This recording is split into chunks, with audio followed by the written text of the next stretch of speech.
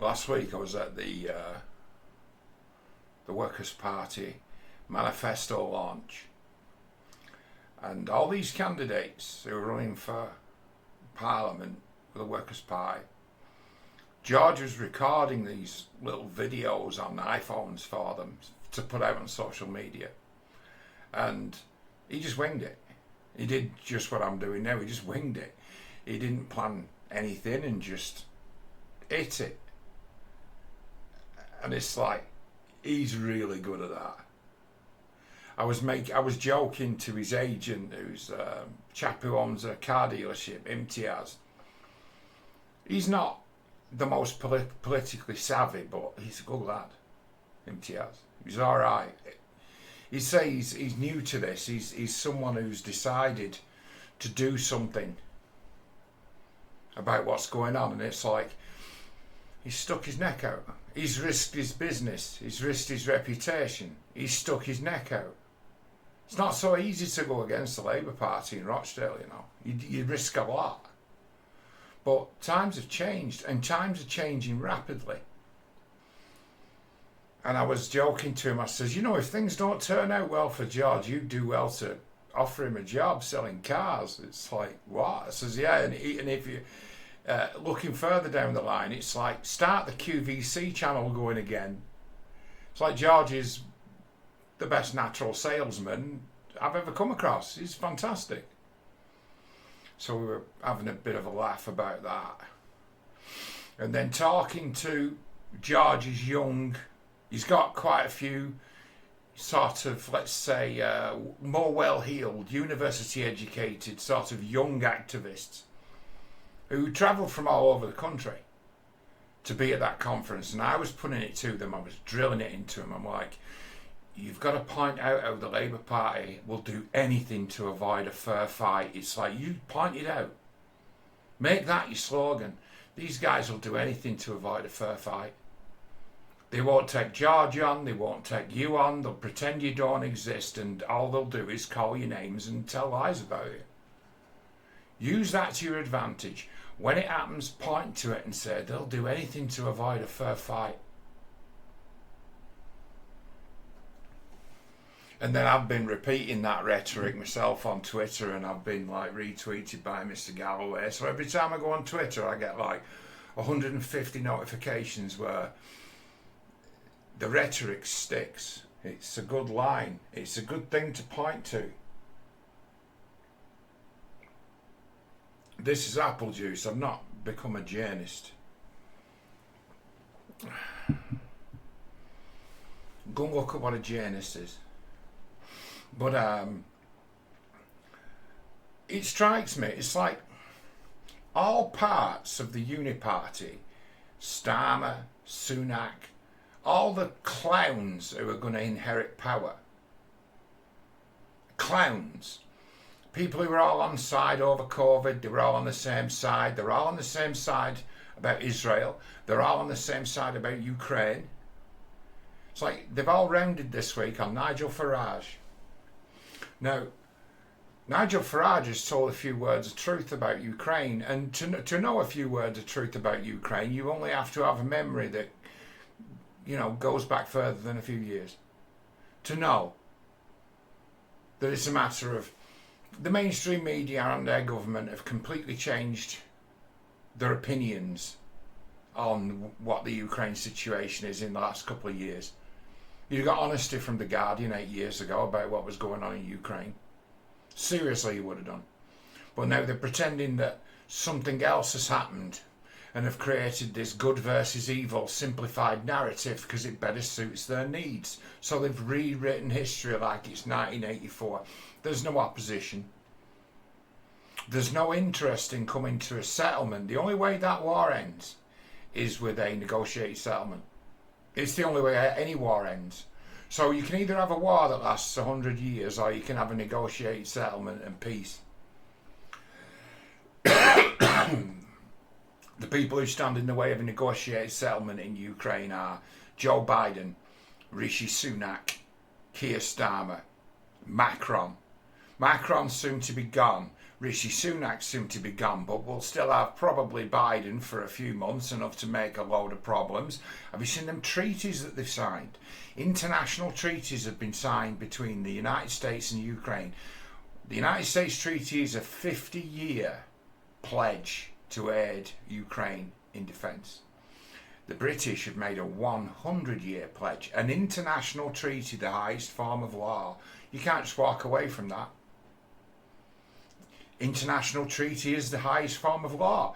Anyone who understands the law knows that to be true. Anyone who's studied the law understands that international treaties are the highest form of law and are not easily undone. And our governments have done that. They've done that. It's time to do something about it. You see how they all moved on Farage so soon? Now, it's not too long ago that George Galloway and Nigel Farage were on the same team over Brexit, and they delivered victory. Now, if you look at the similarities between the Workers' Party, I'm a member of the Workers' Party, but you know, if Reform had a better chance of keeping Labour out in Rochdale, I'd be a member of Reform. I would. I am absolutely committed. I'm behind George, definitely, because he's the only one who's got a chance of winning. I was delighted when he set himself up as a candidate in Rochdale, because he's someone who could beat the Labour Party in Rochdale, and I knew it.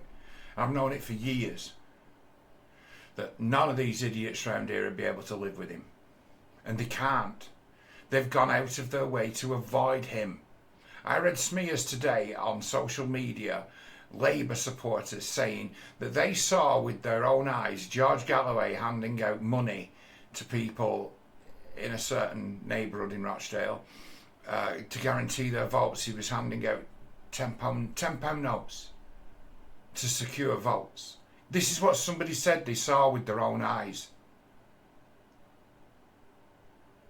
This is what's going on. These are the lies being told. It's like there's a friend of mine who's a good lad.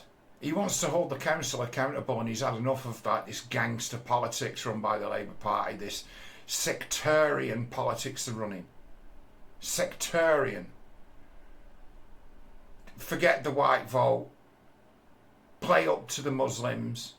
Tell them what'll rile them, frighten them, and they'll vote for us. There's a friend of mine who's a perfectly good guy, who's acting in good faith. He wants to hold the council accountable, and he's running for MP. And the word on the street is that he's actually a Zionist who works for Israel. It's like, are you for real? You believe this? I was talking to Workers' Party activists last week, and they were like, oh yeah, he's Israeli. What? And it'd be a matter of, no, what you've got in Oldham is you've got a splinter group that are solely using Gaza as their tool to campaign, who have actually sold out the people who voted for them to the council. They've sold them out to the Labour Party so they individually can have positions of high authority on the council. They've sold everybody out. That's in Oldham. So the best candidate for MP in Oldham being Raja Mia, a good guy. Got his number in my phone, he's right. He's a good lad. Followed him for a couple of years. He's smart and experienced. He's got an MBE. He's been awarded a gong by the Queen of England. What's his specialisation? Anti-radicalisation. Who's he made his enemy? The Labour Party. Bringing his skill set and experience from anti-radicalisation, anti-terrorism. And who's he seen as the most deadly enemy of this country? The Labour Party. It's like, he's one of you, he's one of us. But turncoats have told the entire town that he's actually an Israeli. He's an Israeli agent. He's a Zionist. So you believe that? Well, I've been told on good authority. By whom? By people who've sold you out. So this is what goes on. This is how an election works in this part of the world. Divide and conquer. Sectarianism. That's how it works. That's how it is. And it's like, you know, there's a chance we can change it and destroy it, change it forever. We can do it.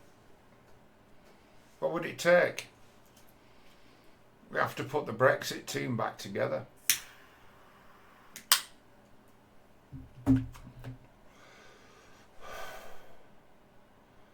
So how could I be someone who would support and actually campaign for reform in Rochdale if they had a chance, and be a member of the Workers' Party of Great Britain, who's made friends with George Galloway?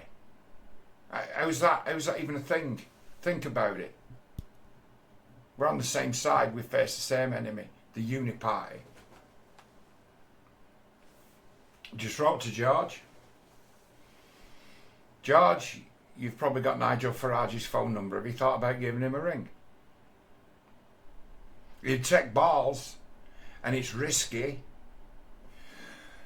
But the reaction you get from Labour and Tory alike by suggesting it would be histrionic. It would be extreme. It would be furious, and they'd be afraid.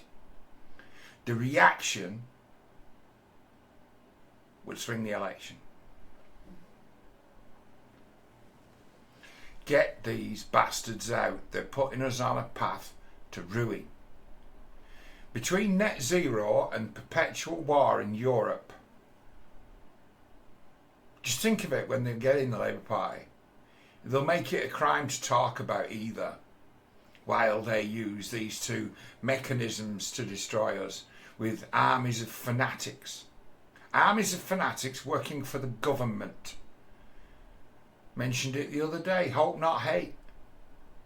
Getting out the white vote in Rochdale. What? That's a right-wing tactic. Yes, it is a right-wing tactic.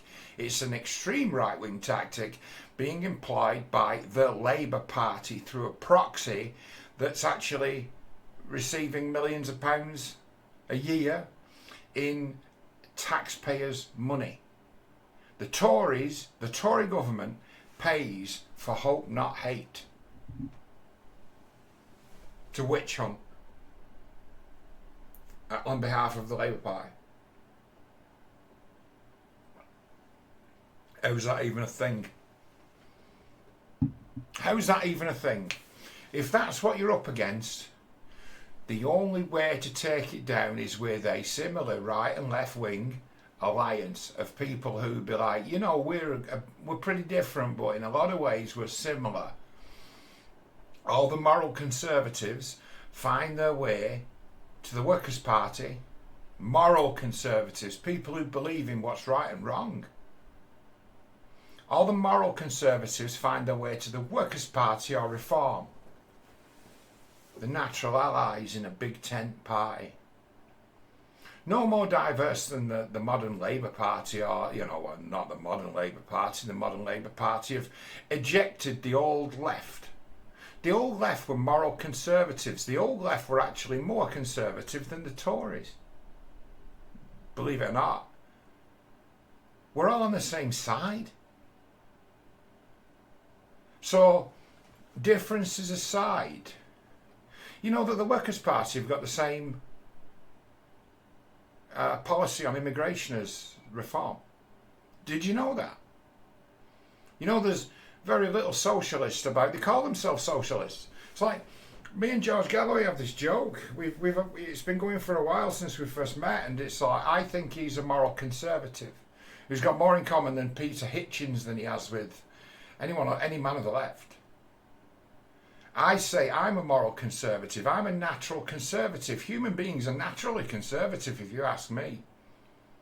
Naturally conservative. If you believe in family, if you believe in